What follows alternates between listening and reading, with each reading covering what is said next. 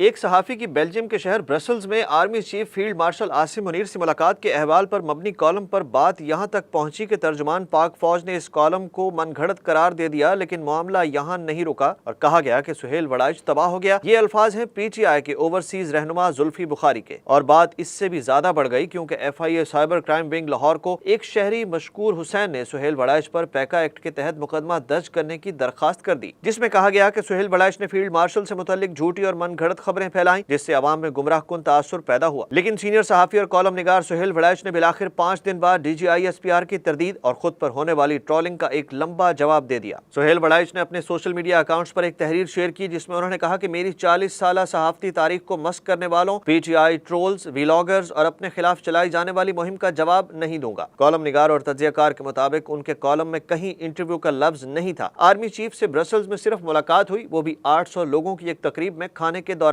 سہیل وڑائچ نے کہا کہ ان کے کالم میں سیاسی مصالحت کی بات تھی، پی ٹی آئی کا ذکر تک نہیں تھا۔ 9 مئی عمران خان اور معافی کے حوالے سے وہاں کوئی بات نہیں ہوئی۔ سہیل وڑائچ نے D G I S P R سے متعلق یہ بھی کہہ دیا کہ ذاتی ملاقاتوں میں وہ بہت خوشگوار ہیں، مگر انہوں نے جن باتوں کی تردید کی ان کا ذکر تو مذکورہ کالم میں نہیں تھا۔ جن پوائنٹس کی اتنے بڑے پیمانے پر تردید کی گئی ان کا تو ذکر فسانے میں کہیں تھا ہی نہیں۔ سوشل میڈیا تحریر میں سہیل وڑائچ نے جنرل ضیاء سے لے کر جنرل مشرف تک اپنے انٹرویوز کا بھی حوالہ دیا، اور انہوں نے کچھ سیاسی رہنماؤں کی تنقید کا جواب دیتے ہوئے کہا کہ دراصل فیصل وارڈا، حماد اظہر اور چند یوٹیوبر کسی سیاسی یا صحافتی نرسری سے نہ پلے ہیں اور نہ ہی سیاسی اور صحافتی اصولوں کے قائل ہیں۔ یہ سب ماضی کے عسکری فیض اسکول کے طالب علم رہے ہیں اور شاید وہی دور واپس لانا چاہتے ہیں۔ ساتھ ہی سہیل وڑائچ نے بڑا انکشاف یہ کیا کہ مجھے 2.5 سال سے جو بھی معلومات حاصل ہیں اس کے مطابق مفاہمت، معافی اور کسی معاہدے کی دور دور تک گنجائش نہیں ہے۔ تجزیہ کار نے اپنی تحریر کے آخر میں لکھا کہ تاریخ ہی وہ واحد ذریعہ ہے جو جھوٹے دعووں، جعلی سچائیوں اور نام نہاد الزامات کو عریاں کرتی ہے۔ تاریخ کا فیصلہ صحافت ہی کے حق میں ہوگا۔ سوشل میڈیا پر سہیل وڑائچ کی یہ تحریر بہت سے اکاؤنٹ سے شیئر کر کے اپنے خیالات کا اظہار کیا جا رہا ہے۔